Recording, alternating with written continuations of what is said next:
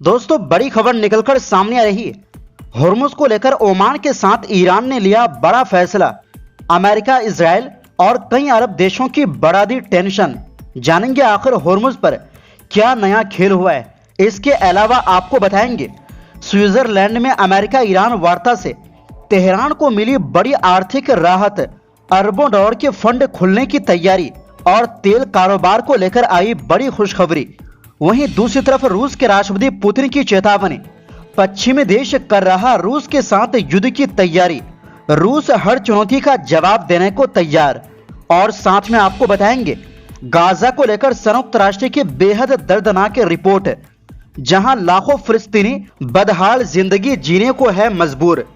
तो दोस्तों, खबरें बेहद अहम और दिलचस्प है, इसलिए वीडियो के आखिर तक हमारे साथ बने रहिए। दोस्तों, स्ट्रेट ऑफ होर्मुज को लेकर ईरान और ओमान ने बड़ा फैसला लिया है। दोनों मुल्कों ने मिलकर एक नई कमेटी बनाने का ऐलान किया है, जो ये तय करेगी कि होर्मुज से गुजरने वाले जहाजों का इंतजाम कैसे होगा, उन्हें कौन कौन सी सुविधा दी जाएंगी और उन सेवाओं के बदले क्या फीस ली जाएगी। मतलब ये समझे कि ईरान ने यहाँ पर अमेरिका, इजराइल के साथ साथ अरब देशों के साथ भी खेला कर दिया, क्योंकि सभी अरब देश और अमेरिका चाहते थे कि होर्मुज से टैक्स या टोल वाला सिस्टम नहीं होना चाहिए, लेकिन ईरान ने खाड़ी देश ओमान के साथ मिलकर खेल कर दिया। ये फैसला उस वक्त हुआ जब ईरान के बड़े नेता मोहम्मद बाकिर कालिबाफ और विदेश मंत्री अब्बास अरागची ने ओमान का दौरा किया और वहां के सुल्तान हैतम बिन तारिक समेत कई टॉप अधिकारियों से मुलाकात की।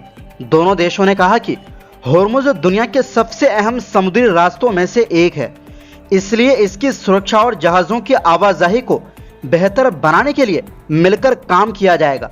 साथ ही इलाके के दूसरे देशों से भी मशवरा किया जाएगा ताकि आगे का रास्ता तय किया जा सके। ओमान ने अमेरिका और ईरान के बीच हुए समझौते का भी स्वागत किया और कहा कि इस समझौते को कामयाब बनाने के लिए बातचीत और तालमेल जारी रहना चाहिए।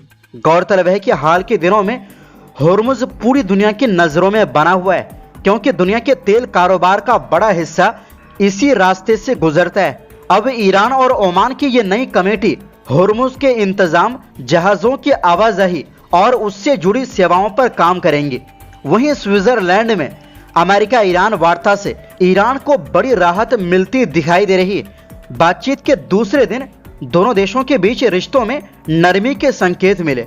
इसी दौरान अमेरिका ने ईरान के करीब 12 अरब डॉलर के फ्रीज फंड जारी करने की प्रक्रिया शुरू करने की बात कही। साथ ही ईरान को अंतरराष्ट्रीय बैंकिंग सिस्टम और दुनिया के बाजारों तक सीमित पहुंच देने पर भी सहमति बनी। सबसे बड़ी खबर ईरान के तेल कारोबार से जुड़ी है। सालों से अमेरिकी पाबंदियों की वजह से ईरान को अपना तेल सस्ते दामों पर बेचना पड़ता था, क्योंकि कई मुल्क अमेरिकी दबाव के डर से ईरानी तेल खरीदने से बचते थे।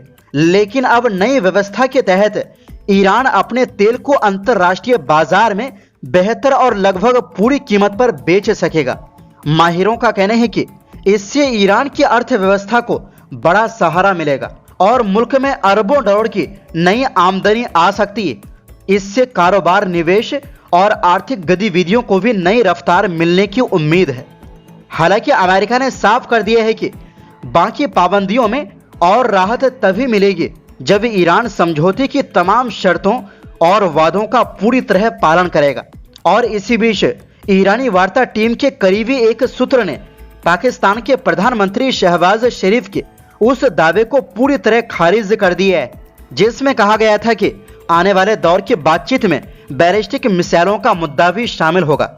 ईरानी सूत्र ने साफ लहजे में कहा कि मिसाइलों का मामला किसी भी तरह से बातचीत के एजेंडे में शामिल नहीं है। उनका कहना है कि जो समझौता ज्ञापन जारी किया गया है उसमें भी कहीं ये नहीं लिखा गया कि ईरान अपनी मिसाइल ताकत पर बातचीत करेगा। उन्होंने दो टूक कहा कि ईरान की रक्षात्मक और मिसाइल क्षमताएं कोई सौदेबाजी का मुद्दा नहीं है और इस पर किसी तरह की बातचीत नहीं होगी। और वहीं दूसरी ओर दोस्तों, रूस के राष्ट्रपति व्लादिमीर पुतिन ने पश्चिमी देशों को सख्त पैगाम देते हुए कहा है कि कई पश्चिमी देश खुलकर रूस के खिलाफ जंग की तैयारियां कर रहे हैं, लेकिन मॉस्को भी हर चुनौती का जवाब देने के लिए पूरी तरह तैयार है। सैन्य अकादमियों के एक कार्यक्रम में पुतिन ने कहा कि दुनिया के कई हिस्सों में हालात तेजी से बदल रहे हैं और टकराव का खतरा बढ़ता जा रहा है। पुतिन ने कहा कि नाटो और पश्चिमी मुल्क लगातार रूस को खतरा बताकर अपने सैन्य बजट बढ़ा रहे हैं और नई नई हथियारों की तैयारियां कर रहे हैं। उनके मुताबिक पश्चिम पहले रूस के लिए मुश्किलें पैदा करता है, फिर जब रूस अपनी हिफाजत के लिए कदम उठाता है तो उसी पर इल्जाम लगाना शुरू कर देता है। रूसी राष्ट्रपति ने साफ कहा कि रूस अपनी ताकत को लगातार मजबूत कर रहा है, चाहे परमाणु शक्ति हो, वायुसेना हो, जमीनी सेना हो या नौसेना। हर मोर्चे पर रूस खुद को और ज्यादा मजबूत बना रहा है। उन्होंने भरोसा जताया कि रूस किसी भी खतरे का फौरन और असरदार जवाब देने की पूरी क्षमता रखता है। यूक्रेन जंग का जिक्र करते हुए पुतिन ने रूसी सैनिकों की तारीफ की और कहा कि उनके जवान बहादुरी के साथ अपने मिशन को अंजाम दे रहे हैं। उन्होंने कहा कि रूसी सेना कई इलाकों में आगे बढ़ रही है और मैदान में अपनी पकड़ मजबूत कर रही है। पुतिन ने यूक्रेन के हालिया ड्रोन हमलों पर भी सवाल उठाते हुए कहा कि ऐसी कार्रवाइयां अमन की बातचीत को आसान नहीं बल्कि और मुश्किल बनाती है।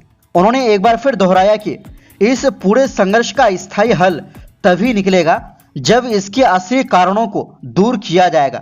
अपने बयान के आखिर में पुतिन ने कहा कि पश्चिम एशिया से लेकर यूरोप तक हालात नाजुक बने हुए हैं, इसलिए रूस को हर वक्त चौकन्ना रहना होगा। साथ ही उन्होंने सुरक्षा एजेंसियों को आतंकवाद, भ्रष्टाचार और दूसरे खतरों के खिलाफ और सख्ती से काम करने का निर्देश दिया।